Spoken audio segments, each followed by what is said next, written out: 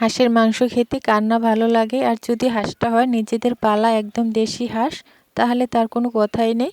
আসসালামু আলাইকুম, কেমন আছেন সবাই? আশা করি সবাই ভালো আছেন। আলহামদুলিল্লাহ আমি ভালো আছি। পেশি হাঁসের মাংস রান্না করব, আর আজকের রান্নাটা একদম সাধারণভাবে কম মশলায় রান্না, তবে হাঁস থেকে একদম বাজে গন্ধ আসবে না। প্রথমে এখানে আমি আমার পালা হাঁস থেকে একটা হাঁস ধরে নিয়েছি, খুব ভালোভাবে পরিষ্কার করে বেছে কেটে নিয়েছি একটু বড় বড় টুকরো করে। আর হাঁসের মাংস থেকে কিন্তু আমি চামড়াটা আলাদা করি নাই, কারণ হাঁসের মাংসের সঙ্গে চামড়া না থাকলে একদমই ভালো লাগে না। আর সঙ্গে যদি কয়েক পিস আলু না হয় তাহলে তো একদমই জমে না। এরপরে নিয়ে নিলাম পাটায় বাটা মশলা, যেমন আদা রসুন জিরে গোটা গরম মশলা আর পেঁয়াজ বাটা, সব কিছু একদম রেডি করে এখন রান্নার জন্য মাটির চুলায় আগুন ধরাই দিলাম। এরপরে গরম চুলায় কড়াই বসাই দিয়ে দিলাম সয়াবিন তেল। তেলটা যখন হালকা গরম হবে তখন দিয়ে দেবো আলু। আলুগুলো একটু ভেজে রান্না করলে ভালো লাগে, তো আলুগুলো একটু লাল লাল করে ভেজে নিব। তো গ্রামীণ পরিবেশে মাটির চুলায় রান্না দেখতে আপনাদের কেমন লাগে অবশ্যই জানাবেন, আর ভিডিওটা ভালো লাগলে পেজটা ফলো করে পাশে থাকবেন। তো অবশেষে আলু ভাজা হয়ে গেছে, আলুগুলো তুলে নিলাম। এখন ওই তেলে দিয়ে দিলাম গোটা গরম মশলা আর পেঁয়াজ কুচি। এরপরে হালকা একটু ভেজে নিব। এরপরে দিয়ে দেবো বেটে রাখা বাকি মশলা, যেমন আদা রসুন আর জিরা বাটা দিয়ে খুব ভালোভাবে ভেজে নিব।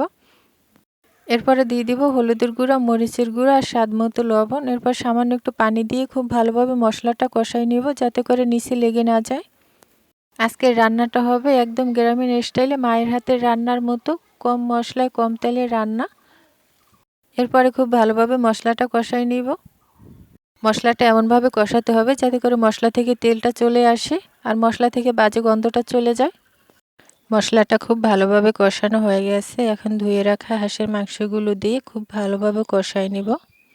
আসলে হাঁসের মাংসটা ভালোভাবে না কষালে হাঁস থেকে বাজে একটা গন্ধ আসে, খেতে একদমই ভালো লাগে না।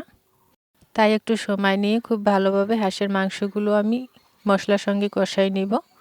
এ পর্যায়ে কয়েকটা আলু দিয়ে দিলাম, একটু বড় বড় করে কেটে রাখছি। হাঁসের মাংসের সঙ্গে একটু আলু হলে খেতে ভালো লাগে। তো অবশেষে হাঁসের মাংস কিন্তু কষানো হয়ে গেছে।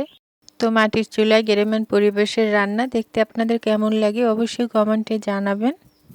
তবে অনেকেই আছে ভিডিও দেখে কিন্তু কোনো রকম কমেন্ট করে না কিংবা লাইক করে না। আসলে একটা কমেন্ট রেখে গেলে আপনাদের আইডিটা খুব তাড়াতাড়ি খুঁজে পাওয়া যায়। এ পর্যায়ে হাঁসের মাংস কষানো হয়ে গেছে, এখন দিয়ে দিলাম পরিমাণ মতো ঝোল। ঝোল দিয়ে প্রায় 15 থেকে 20 মিনিটের মতো জাল করে নিলেই কিন্তু রান্না হয়ে যাবে। আসলে ছোট্ট করে যদি একটা কমেন্ট রেখে যান তাহলে কিন্তু কমেন্টের দ্বারা আপনাদের পেজটা খুব তাড়াতাড়ি ঘুরে আসতে পারি। তো অবশেষে হাঁসের মাংস কিন্তু রান্না করা হয়ে গেছে, কালারটা খুব সুন্দর আসছে আর খেতেও মাশাআল্লাহ অসম্ভব মজা ছিল। তো আমি ঝরনা আজকের মতো এখানেই বিদায় নিচ্ছি। আপনাদের সঙ্গে পরবর্তী ভিডিওতে দেখা হবে। ততক্ষণ সবাই ভালো থাকবেন, সুস্থ থাকবেন। আল্লাহ হাফেজ।